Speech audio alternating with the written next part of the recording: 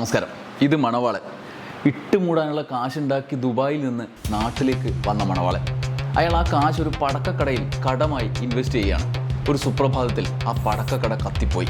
ഗതികെട്ട് പെരുവഴിയിലായി എന്നുറപ്പിച്ച ആ നിമിഷം മണവാളിന് എല്ലാം നഷ്ടപ്പെട്ടു എന്ന് ബോധ്യമായി. അയാൾ കടം വാങ്ങിയവർക്ക് മുന്നിൽ താൻ ആരാണ് എന്ന് വെളിപ്പെടുത്തി. ആ മണവാളൻ്റെ വാക്കുകൾ ഉള്ളിൽ തട്ടി നമ്മളൊന്ന് കേൾക്കണം. ഞാൻ ഇതുവരെ ആരോടും പറയാത്തൊരു രഹസ്യമുണ്ട്, ലോകമറിയാത്ത രഹസ്യം, ഇന്ത്യ അറിയാത്ത രഹസ്യം, ഇനി ഞാനൊന്നും മറച്ചു വെക്കുന്നില്ല എന്ന് പറഞ്ഞിട്ട് മണവാളൻ പറയുകയാണ്. എനിക്ക് ദുബായിൽ കറവപ്പണിയായിരുന്നു. കറവപ്പണി പശുവിനെയല്ല, ഒട്ടകത്തിനെ, 100 കോല് പൊക്കമുള്ള ഒട്ടകത്തിനെ കൈ ഉയർത്തി കറന്ന് ഞാൻ ഉണ്ടാക്കിയ കാശാണ്. എല്ലാ മലയാളികളും ഈന്തപ്പഴം തിന്ന് രസിക്കുമ്പോൾ ഇത്ര ചെറിയ റോബസ്റ്റ് പഴം തിന്ന് ഞാൻ ഉണ്ടാക്കിയ കാശ്. ആ കാശെല്ലാം പടക്കത്തിൽ കത്തിപ്പോയതോടെ മണവാളൻ്റെ ജീവിതം ദുരന്തമായി. ഒരൊറ്റ ട്വിസ്റ്റിൽ കാര്യങ്ങൾ മാറിമറിയുകയായിരുന്നു. അതുവരെ തൊഴിലാളിയായി ഒരു അടിമയെപ്പോലെ കൂടെ കൊണ്ടു നടന്നിരുന്ന ടാക്സി ഡ്രൈവർ ധർമ്മേന്ദ്രയുടെ നിറം മാറി. മണവാളൻ പിന്നെ അയാളുടെ അടിമയായി. ജീവിതം മാറി മറിഞ്ഞു. പടക്കക്കട ദുരന്തം. മണവാളൻ്റെ ജീവിതം പറയുന്ന സിനിമ പുലിവാൽ കല്യാണം നിങ്ങൾക്കൊക്കെ മനസ്സിലായിട്ടുണ്ടാവും. ഉദയകൃഷ്ണയും CBK തോമസും എഴുതി ഷാഫി സംവിധാനം ചെയ്ത പുലിവാൽ കല്യാണം. സലിം കുമാർ നമ്മളോട് വിട പറഞ്ഞപ്പോൾ പലരും പല കഥാപാത്രങ്ങളെക്കുറിച്ചും പറയുമ്പോഴും പുലിവാൽ കല്യാണം പറഞ്ഞാലും ഇല്ലെങ്കിലും നമ്മുടെ ഉള്ളിൽ ഒരു ചിരിയായി ഉദിച്ചു നിൽക്കും. എൻ്റെ പ്രിയപ്പെട്ട കഥാപാത്രങ്ങളടങ്ങിയ സിനിമയാണ്.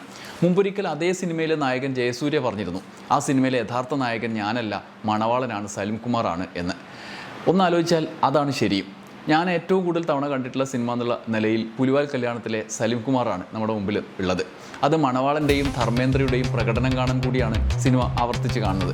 അപ്പോഴൊക്കെ ഞാൻ ആലോചിച്ചിട്ടുണ്ട്, എത്ര സംഭവബഹുലമാണ് മണവാളൻ്റെ ജീവിതം എന്ന്. സംഭവബഹുലമായ ആ ജീവിതം നമ്മുടെ മുമ്പിൽ ആരംഭിക്കുന്നത് സമ്പന്നമായൊരു പശ്ചാത്തലത്തിലാണ്. അയാളെല്ലാം ഒറ്റക്കുണ്ടാക്കി തലയുയർത്തി നിൽക്കുന്ന ഒരാളായിരുന്നു. മകനെ ഉണ്ടാക്കി അമ്മയെ ഉപേക്ഷിച്ച് പോയൊരു അച്ഛൻ്റെ മകൻ. അച്ഛനെ ഒരിക്കൽ മുന്നിൽ കണ്ടാൽ അയാളുടെ കാരണം തല്ലിപ്പൊളിക്കുമെന്ന് അയാൾ അമ്മയ്ക്ക് വാക്ക് കൊടുത്തിട്ടുണ്ട്. ആ പ്രതികാരോർജ്ജത്തിലാണ് അയാൾ ദുബായിൽ ജോലി ചെയ്ത് പണം ഉണ്ടാക്കി തിരിച്ചു വന്നത്. ജീവിതം തിരിച്ചു പിടിക്കുക എന്നതായിരുന്നു ലക്ഷ്യം. അങ്ങനെ അയാൾ ഒട്ടകത്തെ കറന്ന് വരെ പണമുണ്ടാക്കി. ഒടുവിൽ ഇട്ടുമൂടാൻ പണം കൈയുള്ള മണവാളൻ ആൻഡ് സൺസ് എന്ന ഫിനാൻസ് കമ്പനിയുടെ ഉടമയായി. അച്ഛനില്ലാതെ വളർന്നവനായതുകൊണ്ടായിരിക്കും നാട്ടുകാരുടെ അടുത്തൊന്നും വലിയ വില കിട്ടിയില്ല. ദുബായിൽ കൂലിപ്പണിയാണ് എന്ന് പറഞ്ഞ് വ്യാജ പ്രചരണം ഒരു ഭാഗത്ത് നടത്തി. ആ മലയാളികൾക്ക് മുന്നിൽ തലയുയർത്തി നടക്കാനാണ് അയാൾ കോട്ടും പൈപ്പും ഒക്കെ ഇട്ട് ഇങ്ങനെ നടക്കുന്നത്. മണവാളൻ്റെ യുക്തിഭദ്രമായ ചിന്തയാണ് എന്നെ ഏറ്റവും കൂടുതൽ ആകർഷിച്ച ഒരു കാര്യം. അവിടെ മണവാളിനോട് പൈസ വാങ്ങാൻ വേണ്ടി ഹരികൃഷ്ണനും തീപ്പൊരി കുട്ടപ്പനും കൂടി പൈസ വാങ്ങാൻ വേണ്ടി വന്ന, കടം വാങ്ങാൻ വേണ്ടി ഓഫീസിലേക്ക് വന്ന ഒരു ദിവസമുള്ള ചർച്ചയുണ്ട്.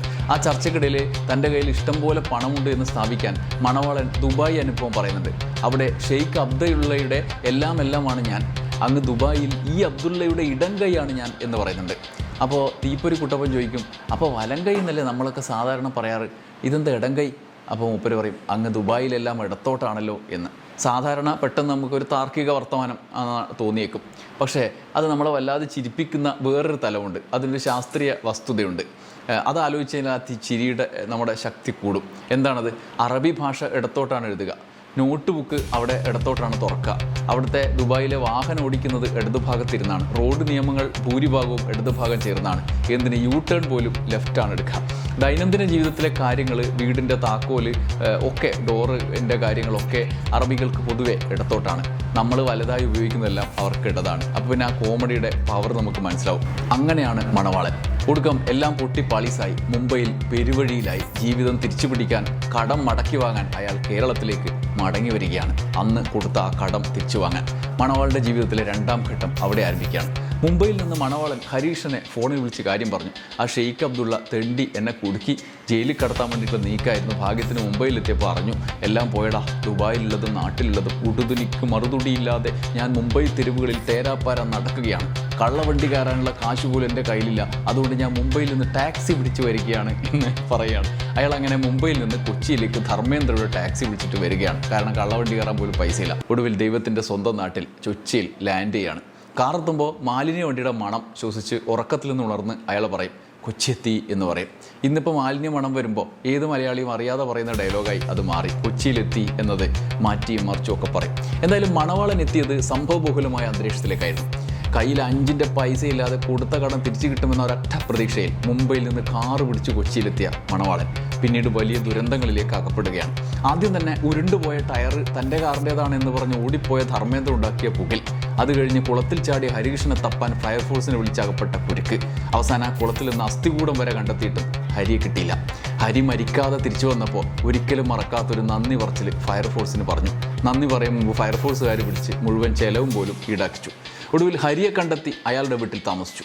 അവിടെ ധർമ്മേന്ദ്രയുടെ കാര്യത്തിൽ തീരുമാനമായിരുന്നില്ല. പണം തിരിച്ചു കിട്ടണമല്ലോ, നല്ല അയാൾ ടാക്സി ചാർജ് കൊടുക്കാൻ പറ്റും. ഓരോ ഘട്ടത്തിലും മണവാളൻ്റെ അറിവും യുക്തിയും നമ്മളെ ചിരിപ്പിക്കുന്ന സംഭവങ്ങൾ കൊണ്ട് നിറക്കും. ധർമ്മേന്ദ്ര കാറ് കഴുകുമ്പോൾ മാതൃഭൂമി പത്രം വായിച്ചിരിക്കുകയായിരുന്നു മണവാളൻ. ബക്കറ്റിൽ വെള്ളം കോരി ഒഴിക്കുമ്പോൾ ഇടതുവശത്തിരിക്കുന്ന മണവാളനെ ധർമ്മേന്ദ്ര കണ്ടില്ല. എടുത്ത് വെള്ളം ഒഴിച്ചു. മണവാളൻ നനഞ്ഞും ക്ഷുഭിതനായി. ഒടുവിൽ അയാൾ സ്വയം തിരിച്ചറിയുന്നുണ്ട് ദേഷ്യത്തിന് ശേഷം. എൻ്റെ ഭാഗത്തും തെറ്റുണ്ട്. മോട്ടോർ വെഹിക്കിൾ ആക്ട് പ്രകാരം കാർ വരുമ്പോൾ ഒരിക്കലും ലെഫ്റ്റ് സൈഡിൽ ഇരിക്കാൻ പാടില്ല, മാറിയിരുന്നേക്കാം എന്ന് പറഞ്ഞ അയാൾ അപ്പുറത്തേക്ക് മാറി. അങ്ങനെ മുന്നോട്ട് പോകുന്നതിനിടയിലാണ് തുടക്കത്തിൽ പറഞ്ഞ ആ ദുരന്തം, പടക്കക്കടക്ക് തീ പിടിച്ച സംഭവം. അതോടെ പണം നൽകാനുള്ള ഹരികൃഷ്ണൻ്റെ അടുത്ത് പണമില്ലാത്ത അവസ്ഥ. പണം ഒരിക്കലും കിട്ടില്ല എന്നുറപ്പായി. കടം കൊടുത്ത പണം തിരിച്ചു വാങ്ങിയിട്ട് വമ്പൻ സ്വപ്നങ്ങൾ നടപ്പാക്കി ജീവിതം അടുത്ത ഉയരത്തിലേക്ക് കൊണ്ട് കെട്ടാനുള്ള സ്വപ്നം അയാളുടെ ഉള്ളിലുണ്ട്. അതിനാണ് കൊച്ചിയിലേക്ക് വന്നത്. എന്നാൽ ഈ ദുരന്തത്തിൽ അയാളെ കാത്തിരുന്നത് വൻ പതനമായിരുന്നു. അയാളുണ്ടാക്കിയ പടക്കത്തിൽ കത്തിയ കാശിൻ്റെ വേദന അറിയിക്കുന്ന ഒരു രംഗമുണ്ട്. ഒരു രാത്രി ധർമ്മേന്ദ്രയുമായി ആ ഒറ്റ കട്ടിലിൽ കിടന്നുറങ്ങുമ്പോൾ മണവാളൻ ഉറക്കത്തിൽ പറയുന്ന അയ്യോ എന്നെ കൊല്ലല്ലേ, ഞാൻ ഈന്തപ്പഴം കത്ത് തിന്നിട്ടില്ല സാറേ എന്ന് പറയുന്നുണ്ട്. അയാൾ ഒരർത്ഥത്തിൽ ദുബായിൽ നയിച്ചുണ്ടാക്കിയ ആടുജീവിതത്തെ ഓർമ്മിപ്പിക്കുന്ന, ആ നയിച്ചുണ്ടാക്കിയ പണത്തെ ഓർമ്മിപ്പിക്കുന്ന ഒരു രംഗമായിരുന്നു അത്. പണം കിട്ടില്ല എന്ന് ഉറപ്പായതോടെ ജീവിതം ഒരർത്ഥത്തിൽ അവിടെ അടിമ ജീവിതമായി മാറി. കാർ ഡ്രൈവർ ധർമ്മേന്ദ്രയുടെ അടിമയായി. ധർമ്മേന്ദ്ര അവിടെ മുതലാളിയായി. ധർമ്മേന്ദ്ര കൂട്ടി വിലങ്ങിട്ട ലഗേജിനൊപ്പം പ്രധാനമെല്ലാം അവസാനിച്ച മണവാളിനെ കൊണ്ടിരുത്തുകയാണ്. ഓരോ ഘട്ടത്തിലും അയാളുടെ പ്രതീക്ഷകൾക്ക് മേൽ പലവിധ തിരിച്ചടി വരും. ഒടുവിൽ ഹരികൃഷ്ണനെ കൊണ്ട് കല്യാണം കഴിപ്പിച്ച പെണ്ണിൻ്റെ അടുത്തുനിന്ന് പണം കിട്ടാനുള്ള സാധ്യത ഉണ്ടോയെന്ന് അയാൾ കാത്തു. ഹരികൃഷ്ണൻ്റെ കല്യാണത്തിന് താൻ തേടി നടന്ന അച്ഛനെ കണ്ടുപിടിച്ചു എന്ന് വന്നതാണ്. അവിടെ വെച്ച് എല്ലാ സങ്കടവും പൊട്ടിത്തെറിയായി പരിണമിച്ച ഇടത്താണ് മറ്റൊരു ട്വിസ്റ്റ്. ഒടുവിൽ അത് കല്യാണച്ചക്കൻ്റെ അച്ഛനാണ്, എൻ്റെ അച്ഛനല്ല എന്ന് തിരിച്ചറിയുന്നുണ്ട്. അപ്പോഴാണ് കല്യാണച്ചക്കനും ഹരിയല്ല എന്നുള്ള തിരിച്ചറിവ് വരുന്നത്. അച്ഛനെയും കണ്ടെത്തിയില്ല, പണം തിരിച്ചു കിട്ടുമെന്ന പ്രതീക്ഷയും പൊളിഞ്ഞു. ആകപ്പാടെ അലമ്പായി വീണ്ടും. പിന്നീടാണ് മണവാളൻ ആ പെണ്ണിനെ ഇറക്കിക്കൊണ്ടുവന്ന് പണം പിടിക്കാനുള്ള മാർഗം തേടിയത്. അതും ഹരികൃഷ്ണൻ്റെ പലവിധ സംഘർഷങ്ങളിൽ വിജയിച്ചില്ല. ഒടുവിൽ നായികയെ മറന്ന് പുതിയൊരു കല്യാണത്തിനായി ഹരിയെ നിർബന്ധിച്ചു മണവാളൻ. അതിലൂടെ ലഭിക്കുന്ന പണം കൊണ്ടെങ്കിലും ജീവിതം തിരിച്ചു പിടിക്കാമെന്ന ലക്ഷ്യത്തോടെ മണവാളൻ ധർമ്മേന്ദ്രയും കൂട്ടി പുറപ്പെടുകയാണ്.